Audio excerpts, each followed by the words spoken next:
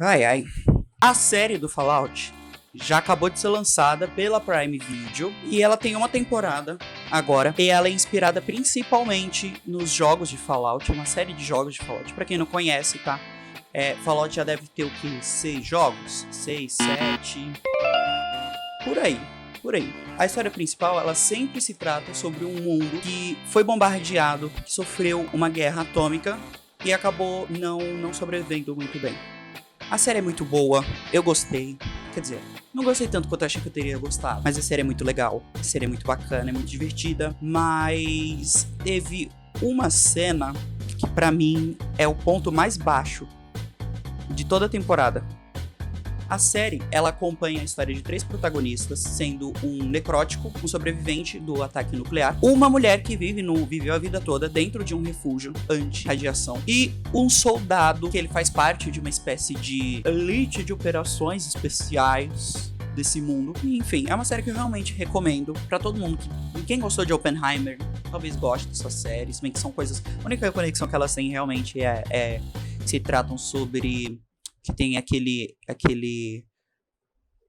aquela questão da guerra atômica. E o que é que acontece? Nessa série, a gente tem um personagem que ele já tem uma certa idade, que ele já é um pouco mais envelhecido, que ele já é um pouco mais assim. Só que quando vão mostrar o passado dele, eles utilizam o rejuvenescimento digital. Uma coisa que já tinha sido usada, por exemplo, no filme do Indiana Jones, esse último filme que teve, eles usaram. E essa cena, ela não é só esquisita por ela ter sido mal executada, mas é muito esquisito porque o tempo do qual eles deixam a câmera focada no rosto daquele ciborgue digital é um pouco esquisito.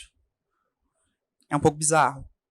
Então a gente vai tentar dissecar um pouco do que deu errado nessa cena. E tá, pra começar, uma coisa sobre seres humanos, uma coisa sobre as pessoas. Quando a gente vai envelhecendo, a tendência é que as coisas vão caindo, vão sendo puxadas pela gravidade. Isso não é surpresa pra ninguém. Como a gente vai envelhecendo, algumas regiões do nosso rosto, elas vão sofrendo alterações. Então, vão ficando mais flácidas, umas partes vão tendo silhuetas onde não tinham, saliências onde não existiam, marcas onde não tinham. E isso, por si só, já dificulta o processo de rejuvenescimento, porque você pode mudar a textura da pele da pessoa, mas é muito difícil você mudar o formato que tem o rosto dela, principalmente em regiões muito importantes como aqui, o contorno do nosso queixo, aqui na sobrancelha. Às vezes as pessoas vão envelhecendo e aí vai dando uma caidinha assim, né? O olho vai ficando mais morto, normal. E aí a gente já vai pro nosso próximo problema, que é a pele. Pele é uma coisa muito complicada de se fazer, tá? Principalmente com efeitos visuais, com 3D, seja lá o que for. Porque todo ser humano sabe como é a textura de uma pele. A gente conversa com as pessoas, olhando para as pessoas. Vocês estão me vendo agora, vocês estão, né, me enxergando. Vocês estão tendo uma noção mais ou menos de como é a textura da minha pele, das imperfeições que tem na minha pele. Um dos maiores erros do processo de rejuvenescimento é quando você tenta retirar as imperfeições da pele da pessoa que tá ali. Ou seja, a gente vai envelhecendo, e é normal que apareçam mais manchas, por exemplo, ou então a pele fica um pouco mais saturada, talvez um pouco mais oleosa. E quando você aplica esse processo, esse filtro do Instagram no seu rosto, a coisa não fica muito legal. Então a gente precisa, por exemplo, ter regiões onde elas são mais marcadas, regiões onde ela tem uma oleosidade diferente. Isso faz parte, isso tudo faz parte. A nossa pele precisa ser perfeita para ela ser realista. Por mais que a tendência do minimalismo esteja crescendo, é importante as coisas ainda serem imperfeitas para serem realistas. E outro problema foi a iluminação.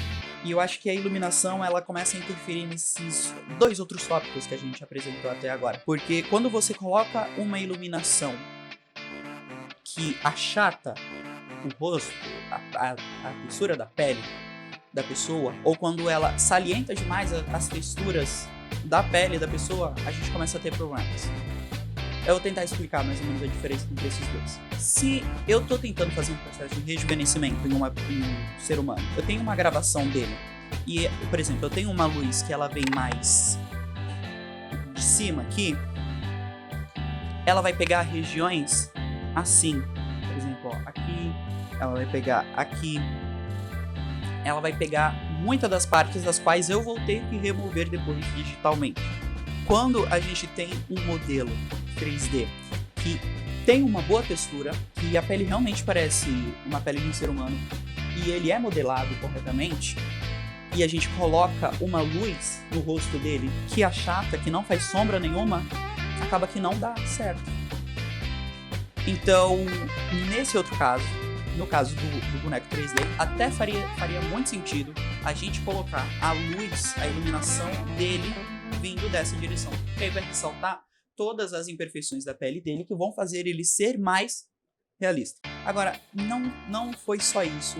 Também tinha a questão da animação, que não estava muito bacana. Os olhos dele não pareciam muito humanos também. Essa é uma questão muito complicada, né? Porque olhos são definitivamente a coisa mais difícil de você fazer quando você tá fazendo alguma coisa 3D ou algo do tipo, porque a gente sabe muito bem como é que os olhos funcionam, né? A gente conversa com as pessoas olhando nos olhos dela, pelo menos eu converso com as pessoas olhando nos olhos. E isso, com certeza, causa um estranhamento, porque a gente é muito bom em reconhecer padrão. A gente reconhece padrões o tempo todo. Então, quando a gente vê um desenho de uma mão que é mais esquisita, a gente sabe que o desenho daquela mão ela é mais esquisita.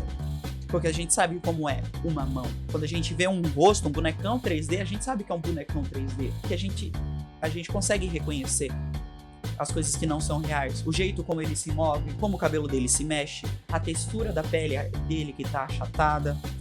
Ou às vezes até como a roupa dele se comporta, a física da roupa não funciona muito bem. É sempre um pouco complicado a gente dizer por que fazer diferente. Mas eu não vejo motivos para continuar fazendo dessa maneira. A arte, principalmente se tratando sobre cinema e coisas do tipo, ela se trata muito sobre imersão, daquilo que te mantém imerso naquele mundo. Porque a partir do momento que você sai dessa imersão, que você não se sente mais dentro daquele mundo, é muito difícil você acompanhar a história e sentir vontade de acompanhar a história. E aí, quando chega uma cena dessa, você literalmente para e você fica olhando assim, falando, meu Deus, esse bonecão 3D tá muito esquisito. E a história tá rolando. E você esquece. Você esquece de todo o resto e você só fica focando naquele bonecão 3D da textura achatada, o Play-Doh, olhando em direção à câmera, assim, ó. E você só fica... Agora, o que realmente importa, como fazer diferente? A principal maneira da gente trazer o realismo para esse tipo de coisa é definitivamente aplicando imperfeições, com um aspecto que vai te facilitar depois, quando você for fazer a pós-edição. Não deixar muito ele beijando a câmera também é um bom começo, tá? Porque não é sempre que você vai ter tempo para conseguir resolver todas essas questões. Não vai ser 100% o resultado que você vai conseguir entregar, que a sua equipe principalmente vai conseguir entregar quando você começa a trabalhar com projetos, por exemplo, que tem um prazo a serem entregues e imprevistos acontecem, tá? Em produções audiovisual em geral, imprevistos estão sempre acontecendo, alguma coisa sempre sai do planejado. E é por isso que a organização ela precisa estar sempre tão firme dessa maneira. Bom, dito isso, ainda continuo recomendando a série. Fallout é uma série muito boa, eu gostei. Ela é divertida, ela é dramática na medida que consegue. É um bom entretenimento. É o tipo de coisa da qual você quer continuar assistindo, sabe? Você começa e você quer ir até o final. Pra quem já jogou os jogos também, igual eu, tem muita coisa legal, tem muita referência bacana. Bom, eu espero que vocês tenham gostado do vídeo. Não esqueçam de dar um like, não esqueçam de compartilhar. Não esqueçam de se inscrever também. A gente vai sempre estar trazendo vídeos assim, desse tipo. Dessa vez a gente não vai ter nenhuma moral da história, tá? A moral da história é não achate a textura das pessoas, tá? Da pele das pessoas. As pessoas precisam de imperfeições nas peles, tá? Tá bom? Posicione as luzes no lugar certo. E anime bem. Tchau.